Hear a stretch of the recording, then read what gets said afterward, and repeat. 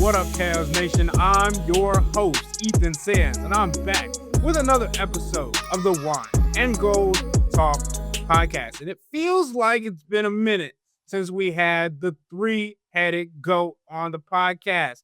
Fedor, Jimmy Watkins, joining me after the Cleveland Cavaliers' latest win over the Milwaukee Bucks, 118-106. And guys, I don't necessarily want to start on a sour note, but I think we have to be real about tonight's contest. The game shifted when Giannis Antetokounmpo went out for the Milwaukee Bucks with a left groin strain and was not able to play in the entirety of the second half. Guys, I know this Cavs team is trying to find ways to win, fight through adversity, and get their own flow and rhythm going on their own, but this was a major advantage that they had. Do you think that they exploited it to the standard that they wanted to in that second half? No, I don't think so. I think Kenny Atkinson was looking around at all the guys that the Bucks were using and saying to himself, how the hell is this a 4-point game going into the fourth quarter when Giannis has only played 13 minutes? You could sense it in Kenny Atkinson talking about this game post-game. He didn't feel great about the team's performance. He used the word clunky. He used the word slog. First it was slug, but that's a bad word for a coach to use in Cleveland. Harkens back bad memories of the John Beilein era. Nobody wants that. I mean, you got some rough PTSD when you talk about the John Beilein era. So you could just tell from Kenny, he didn't want to be overly critical of the team's play. And he didn't want to pile on the Bucks' other players, but he was basically like, are you kidding me? We're supposed to be one of the best teams in the Eastern Conference, and it's a 4-point game going to the fourth quarter against that team without Giannis? Like, why? What is going on with us? Like, what aren't we doing? And that's something that Kenny has been talking about, I think, for the last week and a half. He's focused on the how and the why of things, not the what. The end result's going to be the end result. As he said it after the game, the Cavs have so much talent, they have so much depth, that they're going to pile up a bunch of wins just organically. But does that mean that they're playing good basketball? Does that mean that this is the team that Kenny Atkinson expected to have coming into the season? Does this mean that this is the version of Evan Mobley that Kenny Atkinson and this entire organization has been expecting? No. If you talk to any of the players in the locker room, they will all admit it. And I think it's important that they'll admit it, because some teams are just going to get blinded by wins and losses. But this team isn't. Talk to anybody in that locker room, they'll say that something is off with this team. And I think it's true. I think something is off with this team. Their last two victories have been more about who the other team didn't have or what the other team was dealing with, as opposed to their own brilliance that they showed. That being said, they are still on like a 55-win pace. Yeah, of course. And I think that's mostly, to Chris's point, it's mostly a thank God for the Eastern Conference 55-win pace. Like, I was going through the standings. Cavs have a plus 4.7 point differential, which is tied with the Toronto Raptors, by the way. Wow, Toronto Raptors for third best in the Eastern Conference. There are 5 teams in the West that have a point differential at least a point and a half better than that. Jordan Ott's Phoenix Suns are around that same range. Plus 4.7 is basically you're just out of the play-in point differential in the Western Conference. In the East, you're cruising. We knew this was coming this year, right? We knew this was a big challenge for the players from an internal motivation standpoint. From Kenny Atkinson, how do you push these guys through? All this, what happened to this narrative about the regular season matters? It doesn't seem like that's how the players are treating it. I think they're just it seems like they're just trying to get through it by and large. And I do think we saw a glimpse of it. I do think this team would look a little bit different, at least on offense, with Darius Garland in the fold. But there are more things happening here than that. I just think, like, tonight, Kenny was using the word focus. What happened to the focus? I feel like we had lapses of focus. Yeah. I guess last week against the Raptors, they just didn't have any juice. Right. guys, we're 15 games into the season. Like, it's going to be a long season if we're already here. I do think getting Darius back, getting Max back, even whenever Jalen Tyson bounces back from this concussion, he's another one of those guys. You guys were talking about in the last episode about how Naquan Tomlin, like when you're playing with Naquan Tomlin, you better start playing harder because he's going to make you look bad otherwise. And I agree that it shouldn't be that way, but it is. Jalen Tyson's another one of those guys. I think those guys will bring little jolts individually. And then when the Cavs are all whole, there will be this, at least in the first month and a half, 2 months, there will be this okay, we have everybody. Now let's get back to what we do. But by the way, at the end of that, there's going to be another 25 games. The regular season's just super long. And I will continue to say, I really don't like the Cavs taking this approach when they haven't really done anything in the playoffs. This sort of switch flipping thing is reserved for teams who have accomplished things in the NBA. Fans don't like it. Fans are frustrated with some of the key pieces of the season. I threw out just a fun little Evan Mobley statistical subtext compared to Giannis during the game. Everyone was just like, don't compare him to Giannis. That's not even close. It's like, you know what? Right now, I can't argue with you. It's just the complete opposite of last regular season. And there can be benefits to the Cavs not starting so hot. They certainly see it that way. But from a viewership perspective right now, if you're a fan, the Cavs are not a good hang. So, guys, I think there's a lot there, right? We talked a lot about the intensity that the Cavs are playing with, or the lack thereof, and also just the standard that they're trying to set. Last year, the key word, the buzzword for this team was setting habits in the regular season that they can then execute in the postseason. And I think they're still trying to do that. But there's also a conversation about where this Cavs team wants to be in the identity crisis that they're trying to alleviate currently. And Jimmy, you mentioned it there. Some things are going to get better when Darius Garland and Max Strus get back. Some things also could get worse because we talked about how this Cavs team is better suited personnel-wise to have the defensive principles that they want to have. Well, then you add in Darius Garland alongside some other attackable defenders.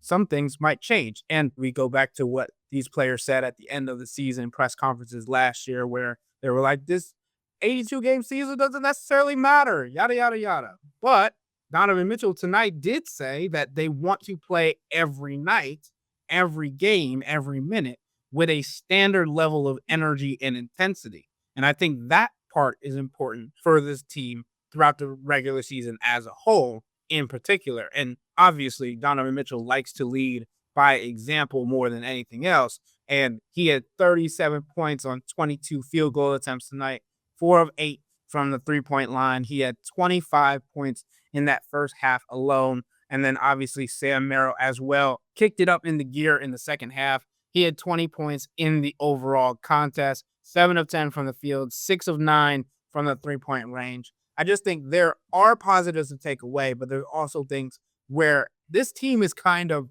being controversial in itself when some players are saying it doesn't matter and some players are saying that they want to give it their all every time they're on the floor. And I think they need to find the balance or simply get on the same page. Yeah, I don't know that they know how they want to present this, because I don't think they just want to come outright and say, although some guys have already said this, the regular season doesn't matter.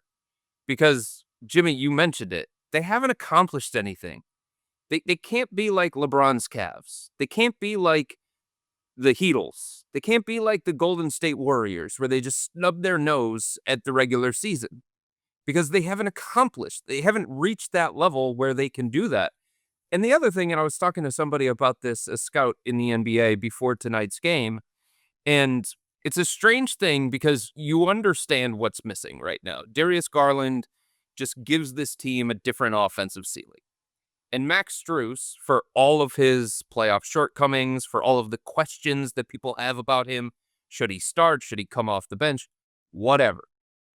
Since the minute he got here, he has been an impact player, and he has brought something to this starting lineup and something to this team as a whole. And you're feeling those absences, right? So you can't just downplay those things because they are real.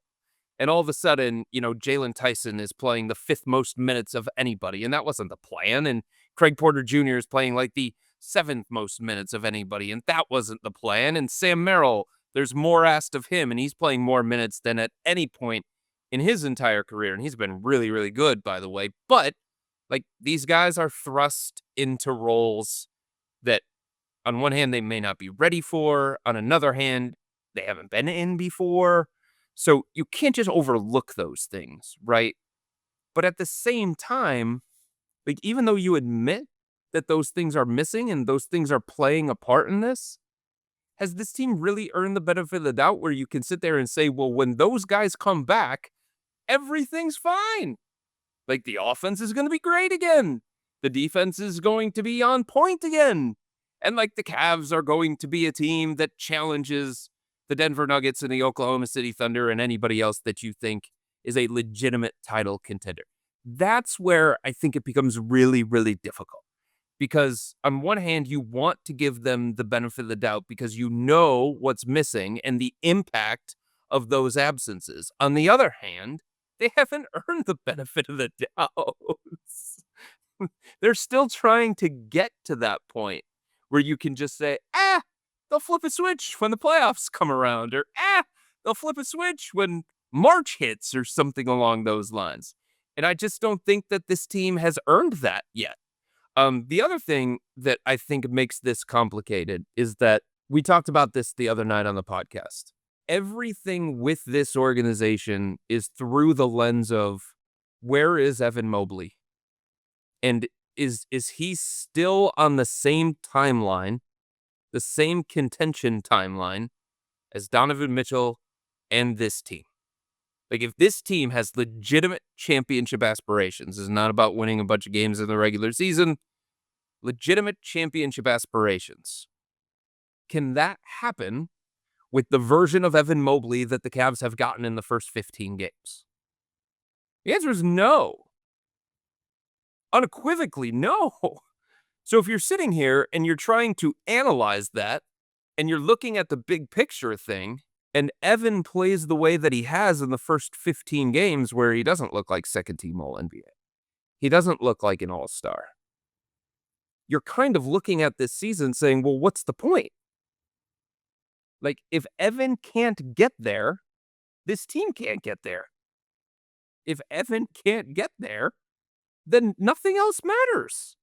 Like, it doesn't matter that Sam Merrill is shooting lights out from 3-point range. It doesn't matter that Craig Porter Jr. is providing all this effort and picking up full court and providing a boost coming off the bench and filling those backup point guard minutes. And Jalen Tyson has looked really, really good when he's been healthy in his second year.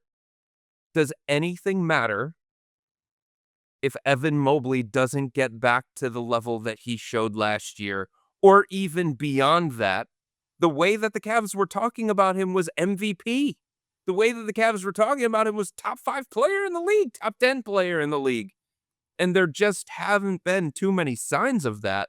So it's really, really difficult to wrap your arms around all of that combined. And it's really, really difficult to figure out what you're supposed to do with all of that information. This is the second time in a week where Evan Mobley has finished a game with single-digit shot attempts. That happened 9 times all of last season. Help me out here.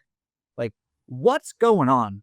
What's going on? It's supposed to be the opposite. And it kind of started the opposite. Ethan and I had a version of this conversation after the Raptors game last week. I was cool. Like, Evan Mobley this time last week was averaging like 20 points a game. That's gone down. I don't really care about the points. I care about the shot attempts, how I'm seeing him attack the basket. Evan Mobley's efficiency numbers have actually improved over the last week. I don't care. I liked them better when they were lower. I did. I liked what we were talking about. We called them mistakes of aggression. Yep. I liked Evan Mobley missing open players because he was trying to get his own.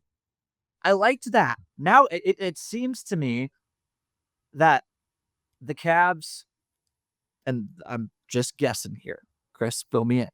It seems to me like the Cavs started Evan Mobley doing one thing realized, because they're so, how much the Cavs love their numbers, realized, this isn't optimal.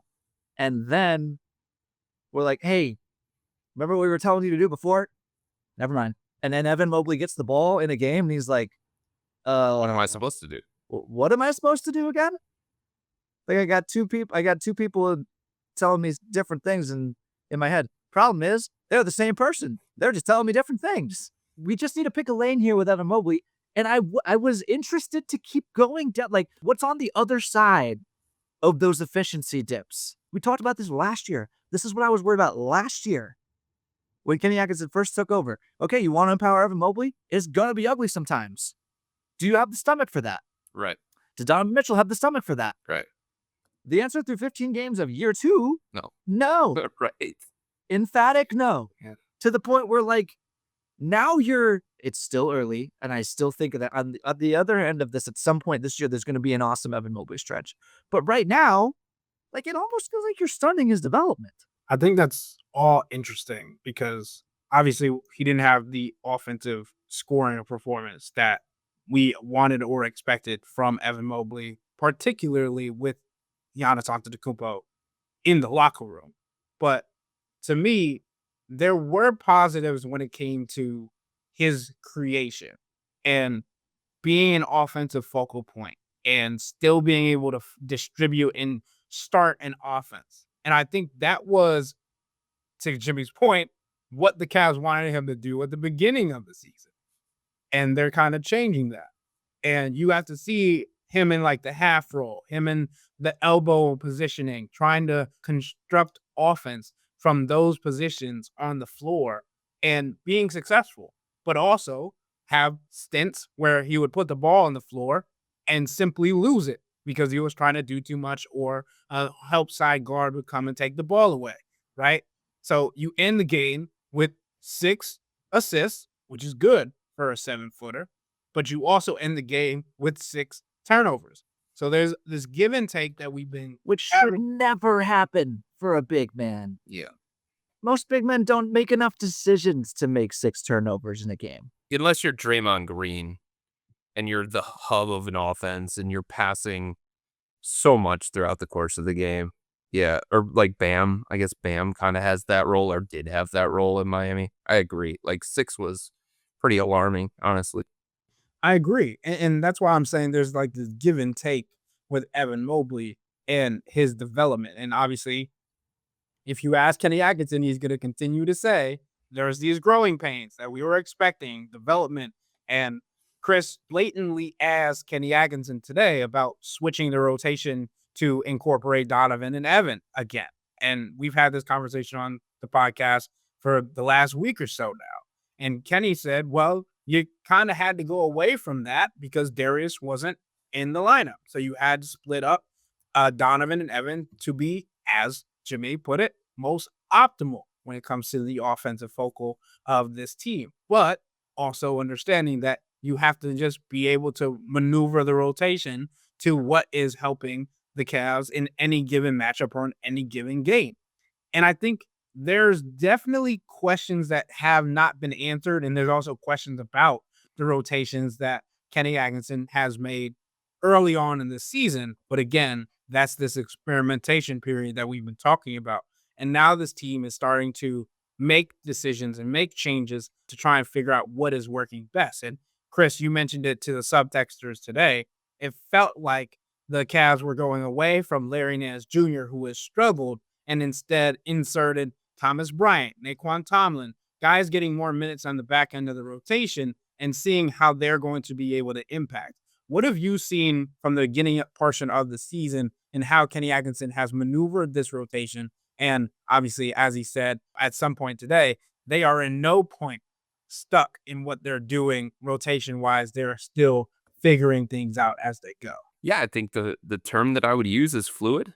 I think a lot of these things are fluid, and I think Kenny's trying to figure them out. Okay, what's it look like when Darius is back, when Darius isn't out there? And I think the truth is, beyond the top 7, they're kind of interchangeable because Dean has a place. I know fans get on Dean all the time, But Mr. Plus Minus has led the team in plus minus for the last 2 games. 8 rebounds tonight. I'm telling you, like, he does winning things for this team. He does things for this team that they need that allow him to, like, blend into a variety of different lineups. And I think that's part of the reason why Kenny keeps defaulting to Dean. All right, do I need him to play small forward? Okay. Do I need a smaller big? All right. Do I need somebody who's going to go out there and rebound? All right. Do I need somebody who's going to go out there and space the floor? All right. Like, Dean can do a lot of different things that are helpful to this team. And it's clear that Kenny believes in him and trusts him. He comes in the first substitution right alongside Lonzo Ball. So obviously that could change when Max is back and he's going to carve into some of those minutes, and Jalen Tyson's going to be an option as well. But, for now, we're talking about this team right now, the top 7 are there, and they're going to get their minutes. They're going to get their playing time. And then beyond that, I do think that it's fluid. I do think it's interchangeable. Look, when Darius Garland's not available, that means Craig Porter Jr. has a place. He's going to get consistent minutes. He's probably going to come into the game right around the same time. He's going to be asked to do certain things. But if Larry Nance Jr. is not going to play at a high level, and if he's not going to be a positive when he's out there on the floor, then this team does have Naquan Tomlin, and they believe in him, and they do have Thomas Bryant, and there's a reason why they went out and brought in Thomas Bryant this offseason. So Tyrese Proctor, if Craig Porter Jr. is not playing, if he's not doing the things that Kenny wants him to do, there's Tyrese Proctor as well. So I think a lot of these guys are going to get different points throughout the course of the season where Kenny leans into them a little bit more. But I don't know that there's going to be a level of consistency when it comes to their workload, when it comes to their shot attempts, when it comes to all of those different things. The other thing I think it's fair to point out, Evan Mobley and Donovan Mitchell as a partnership have played more than any other two-man grouping this year. But what we're talking about here is the extended run of both of those guys together. Last year, if you looked at Donovan's minutes and Evan's minutes, they were very, very comparable. And Kenny did his best to try and keep those guys together as much as he possibly could, to a point where there were a couple of games where Donovan played 36 minutes total and like 34 were with Evan or something along those lines. So it's just not to the same level that it has been in the past, especially last year, even though, they're playing plenty together. And when they're on the floor together, the Cavs are outscoring the opponent by 10.5 points per 100 possessions. And that just shows you the kind of comfort that Evan has when he shares the floor with Donovan, the way that Donovan helps Evan, makes him better, makes things easier on Evan. Not as much creation has to fall on him. Not as much responsibility has to fall on him and stuff like that. So, for all of those fans listening saying, wait a minute, Evan and Donovan were out there to start the fourth quarter together for the second game in a row. Evan and Donovan are out there to start the game together. It's just not for the long extended stretches that it was last year. And that can make things difficult on Evan, especially. So I just think, there are certain things that Kenny wants to tap into with his lineups and with his rotations. But there are still some things that he's trying to figure out. And some of these things are going to be fluid. And if you're somebody who's toward the back end of the depth chart, like, I wouldn't get overly comfortable. You still have to have this mentality of, I've got to produce or somebody else on this team will get an opportunity, because the Cavs believe in Naquan Tomlin. They believe in Thomas Bryant. They believe in Tyrese Proctor. They believe in Craig Porter Jr. It's not the same level of belief as some of these top guys that they have. But if somebody is not getting the job done, Kenny has shown an adaptability, and he's shown a willingness to go away from guys and give other guys an opportunity. And I think tonight showed that, highlighted that, with Larry Nance Jr. not getting any playing time whatsoever. How about Jarrett Allen? I mean, Jarrett Allen This is just fourth like quarter, man. is a spectator in fourth quarters. That's just going to keep happening over and over and over again. Naquan Tomlin played 6 minutes in the fourth quarter tonight. Yep. Thomas Bryant played 3 minutes in the fourth quarter tonight. It's starting to smell like trade in here to me with Jarrett Allen. Jarrett played 0 in the fourth quarter tonight. That's what I'm saying. Yep. Because it's one thing for it to be a matchup based thing. Okay, Evan Mobley, you want Evan Mobley as your lone big out there. It's another thing for you to deliberately choose other big men over Jarrett. Like this is we're getting to the point now where we're looking at ourselves here, taking stock of the Cavs, and it's like, what are you paying this guy $20 million a year to do again? If Naquan Tomlin and Thomas Bryant can fill his role on a given night. Of course, there are nights where Jarrett Allen's awesome and looks worth every bit of that money. I thought he was really good tonight. In the second stint in particular, Yeah. there was a moment, I said this out on subtext too. There's a moment where right before Jarrett goes in, Kenny walked up to him and he gave him like a little clap and maybe like a little jab to him and like was a little fiery with him. And Jarrett responded. First, like within seconds of checking into the game, blocked Giannis from behind, grabbed a couple of rebounds, drew fouls, got a putback. He had like 6 points in like 2.5 minutes. Then what happens in the third quarter when you're just getting cardio? At this point, like, it's not just a what do we pay you for thing anymore. We're meeting this sweet spot where it's like, how much longer is Jarrett Allen valuable in a trade? I think we've already lost the point where the Cavs for years ago, well, you have to blow us away. And other teams were like, okay, we're not going to do that. I feel like now I think the Cavs would be like, if we get a rotation level, not a rotation, like a Jarrett Allen-ish player at another position, bang my line. They talk about him a certain kind of way, right? And they always say that that the view of Jarrett from the outside just doesn't match the value that the organization places on him. And it's like, when these things continue to happen, those words ring hollow. He's a member of your core four, but you don't treat him like a member of your core four. He's one of your more impactful players in terms of plus minus, in terms of on-off differential, in terms of what your win-loss record is as an organization when he plays, when he doesn't play, but you don't treat him like that. So if you're not going to treat him like that, why would people view him like that? I mean, it is outrageous. And I asked Kenny multiple times during the recent road trip. I said, hey, look, like, Jarrett's one of your least used players in the fourth quarter. Why? What is going into that decision? And he even said in his response that night in Miami, he said, Jarrett's one of our four most important players. I have to start treating him that way, and I have to remind myself of that sometimes. That was in Miami. That was last week.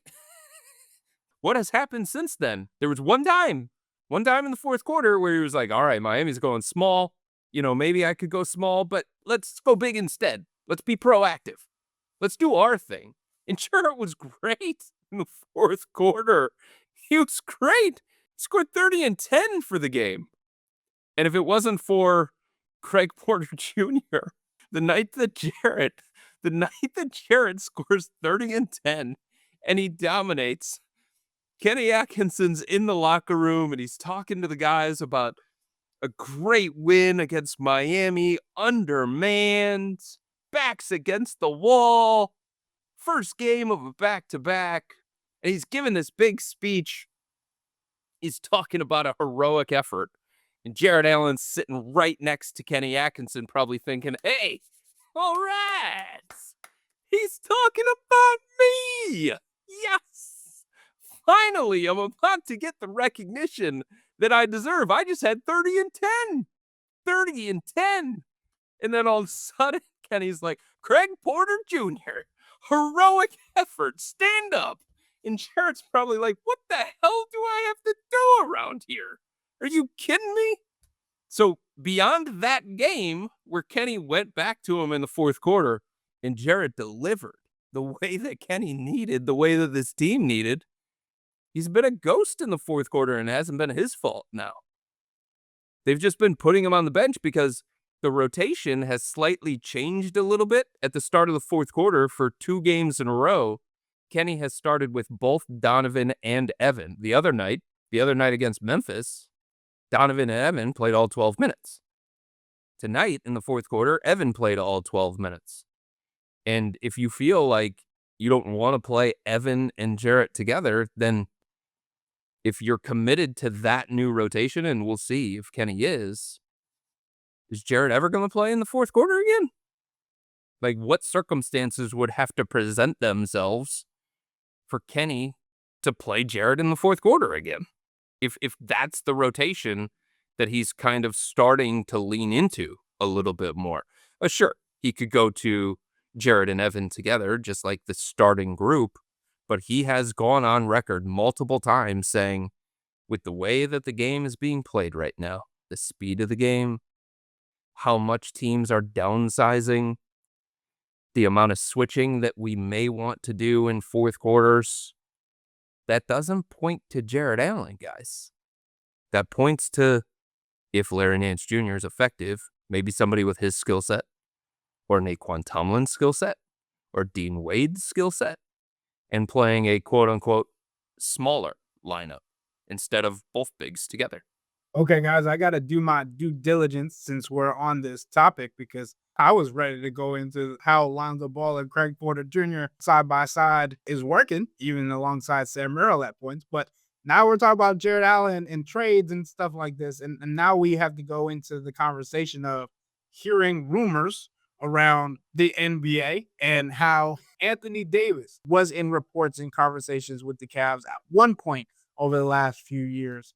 And I know we just mentioned like players that could take up the role of what Jarrett is doing. Does AD fall into that conversation? And yes, I'm well aware that contractually this is nearly impossible to pull off because Jarrett Allen does not make enough. So you would have to package with other players, and the Cavs don't have any draft capital. All of this information is adequate. But I want to know what you guys, especially you, Chris, had been hearing about the Anthony Davis rumors, and then also just how that could tie into the situation, if at all. Well, all of that was before the Cavs became the only second apron team in the NBA.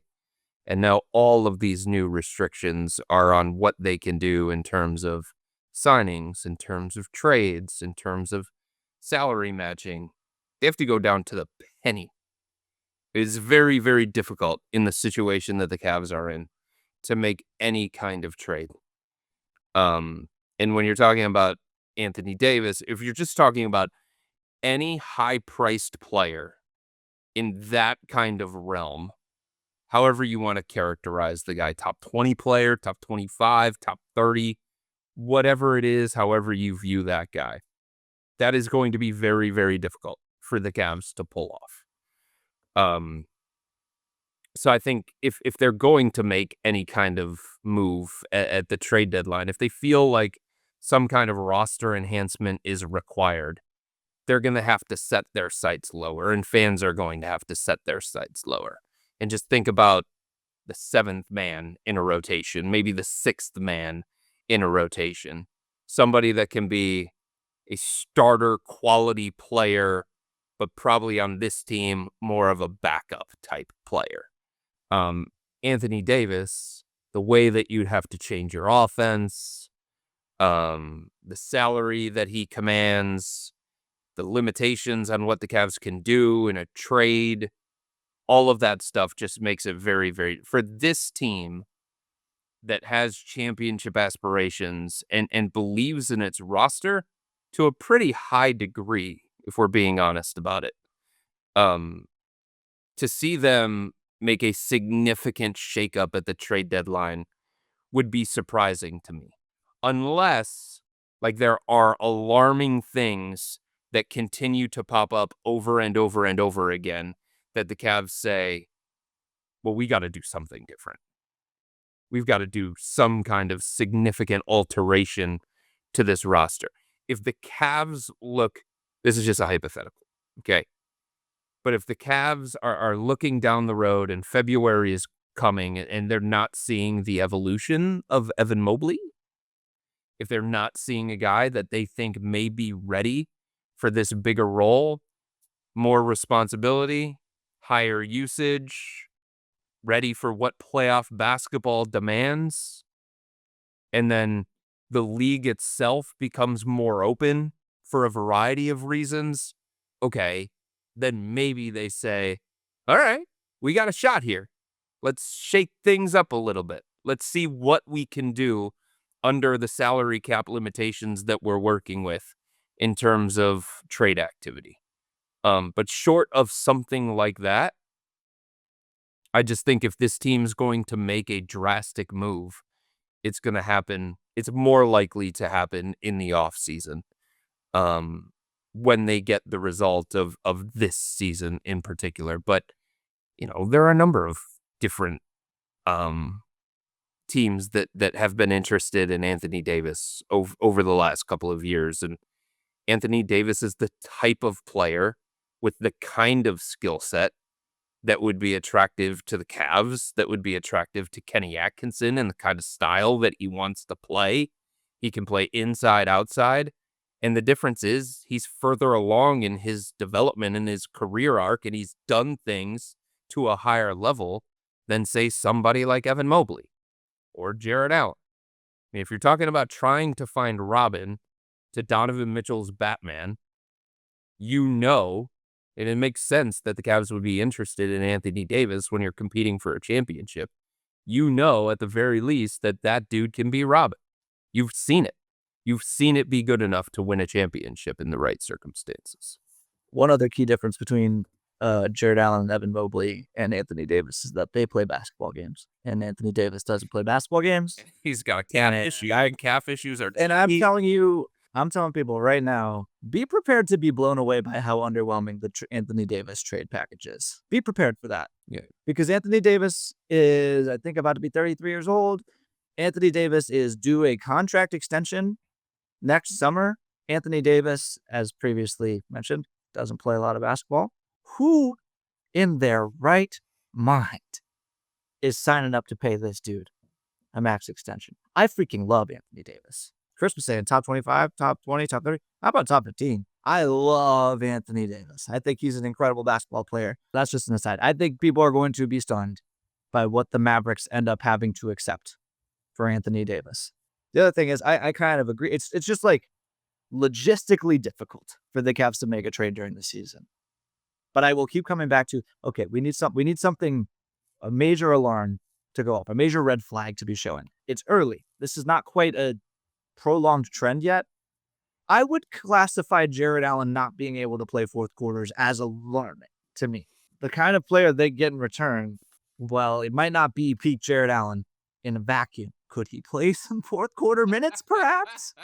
I don't know. I'm just simple, like 6th, 7th man who has starter level talents, right, who can maybe close some games for you, who can give you a different shape in the playoffs, who you don't have to question what you're getting, like reliability. Isn't this so ironic? The Cavs have been telling us for years, Mr. Dependable, Iron Man Jarrett Allen. Yeah. JB Bickerstaff used to say, I sleep better at night knowing that Jarrett Allen is on my run. And you know what? It's true for most of the season. The sample size is getting long now in the playoffs of Jarrett Allen no showing a key time. And now Kenny Atkinson is like, this is his guy. Yeah. Kenny Atkinson's like a ground floor Jarrett Allen guy. He once told Jarrett Allen that the Brooklyn Nets would end up retiring his jersey. By the way, whose jersey are the Brooklyn Nets ever going to retire? That's an interesting off-season pot. Like, Cam Thomas might end up being the all-time leading scorer in Brooklyn Nets franchise history. Okay. If we don't count any of the New Jersey stuff. Regardless. Bringing this back, if you're a Cavs fan and you're thinking in any way about any kind of Jarrett Allen trades, and I'm not saying all of these players are a fit or all of these other teams would want Jarrett Allen. But the first thing that you have to do is you have to go to the salaries of the NBA and find somebody that makes around $20 million annually. So you're talking about Kentavious Caldwell-Pope. You're talking about Malik Monk, Santi Aldama. If the Clippers collapse, like Bogdan Bogdanovic, like those types of players. And I'm not saying, again, all of those would be a fit for the Cavs. And I'm not saying that all of those teams would be a fit for Jarrett. But that's the type of player that you'd be looking at.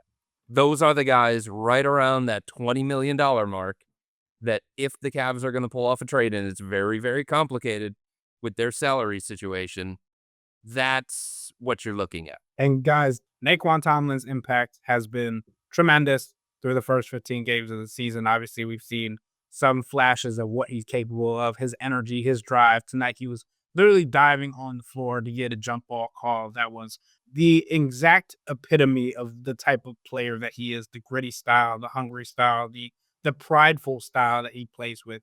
But Kenny Atkinson also did reference like maybe Naquan Tomlin gets playoff minutes. Well, to do that, you would have to take him off a two-way contract. And the Cavs, historically speaking, at least since I've been here, have reserved that spot for when they wanted to add in a buyout contract or someone like late season acquisition. And I think it'll be interesting to see how much the Cavs value Naquan Tomlin. And obviously, it would be a great story in its own right, because that would make the third undrafted player to get a standard deal on this team. Craig Porter Jr., Dean Wade, Naquan Tomlin, Sam Merrill was 60th selection of his draft. Don't forget Lawrence Stevens. He was the one that started it all, that whole movement. Still a success story. Yeah, the full player development success story, undrafted into two-way into standard NBA contracts. For sure. But for players still on the Cavs roster, I think and Chris, you're absolutely right. That pipeline is important to this Cavs team, particularly while we're talking about this second apron dynamic and how hard it is to navigate that. And of course, Sam Merrill just got a lengthy contract that Donovan Mitchell, Kenny Atkinson, the organization believes that he earned.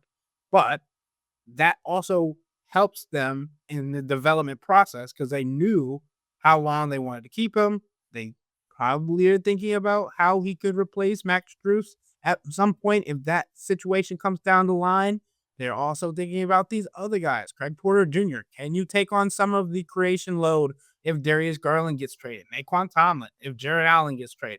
There's contingency plans for a lot of these players, in particular the ones that have the heftier contracts on the Cleveland Cavaliers. And I think that cannot go unnoticed or unsaid. And I think Kenny Atkinson pointing to Naquan Tomlin as a potential for playoff minutes while he, as a two-way player, is currently ineligible for those minutes was interesting. I also think when it comes to Naquan, the thing that allows him to stand out is that it feels to me that there's a certain kind of makeup for this basketball team. Some of the players push back on this, and Craig Porter Jr. kind of pushed back on this earlier tonight.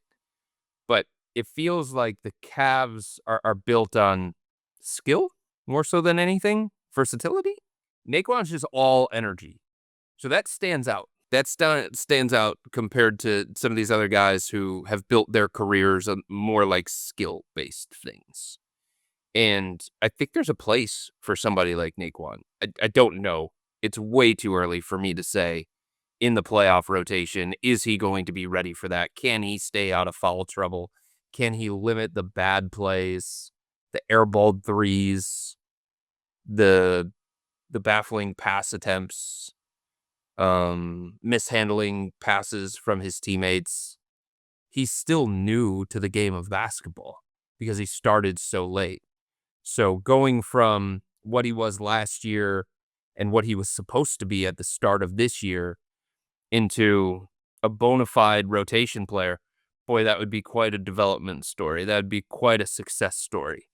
I'm not ready to rule it out, but I'm also not ready to commit to that either. Just like I'm sure the Cavs are looking at it saying work in progress, wait and see.